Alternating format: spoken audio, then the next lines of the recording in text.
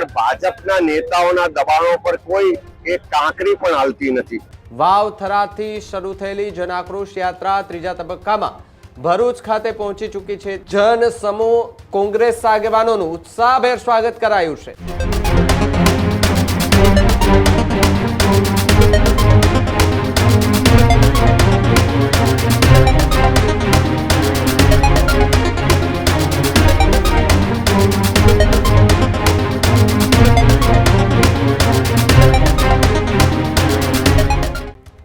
નમસ્કાર, આપ જોઈ રહ્યા છો ન્યૂઝ રૂમ ગુજરાત અને આપની સાથે હું છું ભાવિક। મહત્વપૂર્ણ સમાચારો પર આ બુલેટિનમાં નજર કરીએ તો ગુજરાતની રાજનીતિને લઈને મોટા સમાચાર મળી રહ્યા છે કે જ્યાં ગુજરાત પ્રદેશ કોંગ્રેસ પ્રમુખ અમિત ચાવડાની જન આક્રોશ યાત્રા ભરૂચ ખાતે પહોંચી છે। વાવથરાથી શરૂ થયેલી જન આક્રોશ યાત્રા ત્રીજા તબક્કામાં ભરૂચ ખાતે પહોંચી ચૂકી છે, ત્યારે સુરત જિલ્લાથી ભરૂચ જિલ્લામાં યાત્રાનો પ્રવેશ થયો છે। કોંગ્રેસના કાર્યકર્તાઓ દ્વારા યાત્રાનું ભવ્ય સ્વાગત કરવામાં આવ્યું હતું, ત્યારે મોટી સંખ્યામાં કોંગ્રેસના કાર્યકર્તાઓ આ યાત્રામાં જોડાયા હતા। ભરૂચના દયાદરા ખાતે જનસભાનું આયોજન કરવામાં આવ્યું। સ્ટેશન સર્કલ ખાતે ડોક્ટર બાબા સાહેબ આંબેડકરની પ્રતિમાને પુષ્પહાર અર્પણ કરવામાં આવ્યા। જન સમૂહ કોંગ્રેસ આગેવાનોનું ઉત્સાહભેર સ્વાગત કરાયું છે। સંબોધનમાં અમિત ચાવડાએ ભારતીય જનતા પાર્ટી અને સરકાર પર ભ્રષ્ટાચારના ગંભીર આક્ષેપો કર્યા છે, તો બીજી તરફ ભરૂચ ભાજપ સાથે પણ લોકો વિરોધની નીતિ અંગે આકરા પ્રહારો કરી રહ્યા છે। સરકાર જનહિતના પ્રશ્નો ઉકેલવામાં નિષ્ફળ રહી હોવાનો દાવો કરવામાં આવી રહ્યો છે, તો બીજી તરફ જન આક્રોશ યાત્રાને વધુ મજબૂત બનાવવાનો સંકલ્પ વ્યક્ત કર્યો છે। જન આક્રોશ યાત્રાને લઈને કોંગ્રેસના કાર્યકર્તાઓમાં ભારે ઉત્સાહ જોવા મળી રહ્યો છે, જ્યાં આપણે દ્રશ્ય દેખાઈ રહ્યા છે કે જ્યાં ભરૂચમાં કોંગ્રેસના દિગ્ગજ નેતાઓ જે છે તે આ યાત્રામાં જોડાયા હતા અને યાત્રાનું ભવ્ય રીતે સ્વાગત કરવામાં આવ્યું હતું। ડોક્ટર બાબા સાહેબ આંબેડકરની જે પ્રતિમા આવેલી છે ચારચોક ખાતે, ત્યાં એમને જે ફુલહાર પહેરાવી અને ત્યારબાદ ત્યાંથી યાત્રા જે છે તે ધીમે ધીમે આગળ વધી હતી।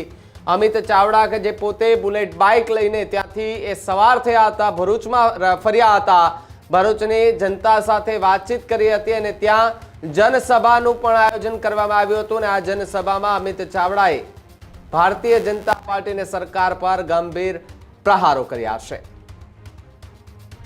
જન આક્રોશ યાત્રા આજે ભરૂચ જિલ્લામાં ભરૂચ શહેરમાં પહોંચી છે અને આપ સૌ જોઈ શકો છો કે એની શરૂઆતમાં આખા ભરૂચ શહેરના તમામ નગરજનો, તમામ વર્ગ વિસ્તારના લોકો આ યાત્રામાં જોડાયા છે।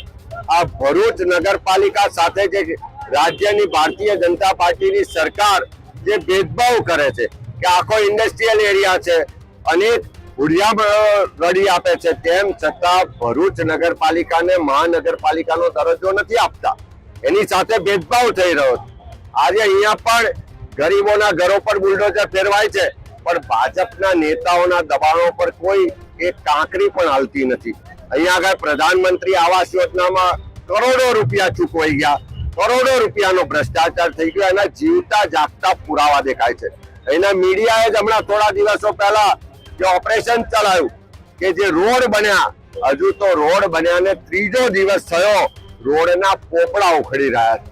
અહીંયા લારી ગલ્લા પાથરણાવાળાને નગરપાલિકા અને સરકારી તંત્ર હેરાન પરેશાન કરે છે। હોકર્સ ઝોન નથી ફાળવતા, એના લાયસન્સ નથી આપતા અને ગરીબો પાસેથી ખુલ્લેઆમ હપ્તા ઉઘરાવવામાં આવે છે। એ જ રીતે પીવાનું પાણી નથી મળતું। આ વિસ્તારમાં પ્રદૂષણના પ્રશ્નો છે, ઉદ્યોગો ખૂબ આવ્યા પણ સ્થાનિક યુવાનોને રોજગાર નથી મળતો। 85% સ્થાનિક રોજગાર માટેનો નિયમ સરકારનો છે, તેમ છતાં કંપનીઓ, કારખાનેદારો એમને ગણતા નથી। કામદારોને એના કામના કલાકોના પ્રમાણમાં વેતન નથી મળતું, જે કામદારોના અધિકારો છે એ નથી મળતા। આ બધી જ ફરિયાદો અહીંયા મળી છે।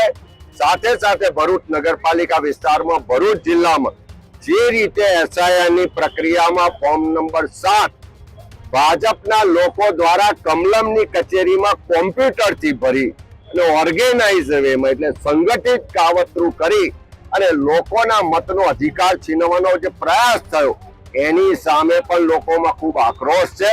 તમે જોઈ શકો છો કે જે એસઆઈઆરમાં મતનો અધિકાર છીનવાનો પ્રયત્ન થયો એની સામે આક્રોશ છે।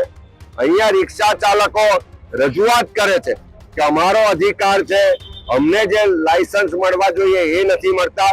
નગરપાલિકા 12 બસોનું લોકાર્પણ કરે એની સામે ઘણી ગાંઠી બસો ચાલે છે અને લાખો રૂપિયાનો ભ્રષ્ટાચાર નગરપાલિકા કરે છે. એટલે ભ્રષ્ટાચાર, ગેરવહીવટ, તાનાશાહી, ભેદભાવનું શાસન ની સામે આ ભરૂચ શહેરમાં તમામ વર્ગ વિસ્તારના લોકો ભેગા થઈને આક્રોશ વ્યક્ત કરી રહ્યા છે અને આવનારા દિવસોમાં આ જનતાનો આક્રોશ ગુજરાતમાં પરિવર્તન લાવશે.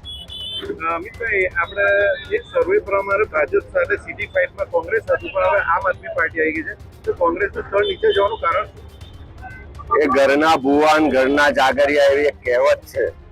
એટલે સર્વે વાળા લોકો કોણ છે, કોની સાથે જોડાયેલા છે, કોની દ્વારા આર્થિક લાભો મેળવે છે, એ આપણે બધા જ જાણીએ છીએ અને એમની પોલ પણ ખુલી ગઈ છે. અને એવા ખોટા સર્વેના નામે મીડિયા કે સોશિયલ મીડિયાના મેનેજ કરીને જે પ્રયત્નો થઈ રહ્યા છે, પણ સાચી હકીકત જનાક્રોશ યાત્રા અમે પહેલા સૌરાષ્ટ્રમાં કિસાન આક્રોશ યાત્રા 1100 કિલોમીટર કરી, ઉત્તર ગુજરાતમાં 1300 કિલોમીટર યાત્રા થઈ, મધ્ય ગુજરાતમાં 1400 કિલોમીટરની યાત્રા અને આ દક્ષિણ ગુજરાતની 1100 કિલોમીટરની યાત્રા પરથી હું સ્પષ્ટ કહું કે ગુજરાતની જનતા ભારતીય જનતા પાર્ટીનું શાસનને ઉખાડી ફેંકવાની તૈયારી કરી ચૂકી છે.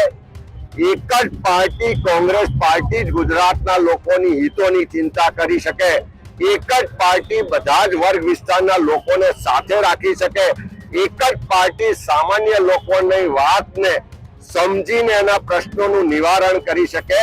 એ કોંગ્રેસ પાર્ટી છે એવો વિશ્વાસ આખા ગુજરાતના એક એક તાલુકામાં એક એક વર્ગ એક એક વિસ્તારના લોકોએ વ્યક્ત કર્યો છે. ત્યારે આવનારા દિવસોમાં જનતા કોંગ્રેસને આશીર્વાદ આપશે અને આ ભ્રષ્ટાચારી 30% કમિશન વાળી સરકારને ઘર ભેગી મૂકશે. અમિતભાઈ, અત્યારે જન આક્રોશ યાત્રા લઈને આવ્યા છો, નજીકમાં જ આવાસનું 19 કરોડનું કૌભાંડ છે, સ્થળ નિરીક્ષણ કરવાના છો તો અહીંથી યાત્રા રવાના થશે? અહીંયા સ્થાનિક અમારા આગેવાનો દ્વારા જે રૂટ નક્કી કર્યો છે, જે કાર્યક્રમો નક્કી કર્યા છે એ મુજબ જઈશું.